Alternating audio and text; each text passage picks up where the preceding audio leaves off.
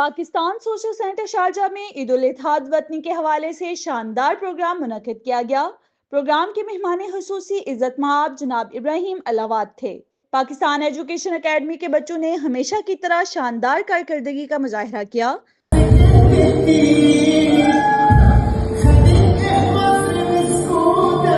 Programme کا باقاعدہ آغاز تلاوت کلام پاک سے ہوا۔ بعد ازاں متحدہ عرب امارات اور پاکستان کے قومی ترانے بجائے گئے۔ سائمہ نقوی نے ابتدائی کلمات میں متحدہ عرب امارات کی قیادت کو بھرپور انداز میں خراج تحسین پیش کرتے ہوئے عید الاضحیٰ وطنی کی مبارکباد پیش کی۔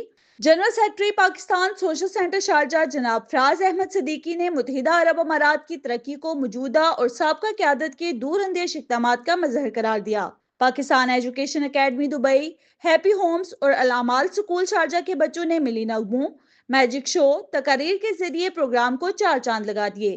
پروگرام میں بچوں، بڑوں، خواتین اور بزرگوں کی بڑی تعداد نے شرکت کی۔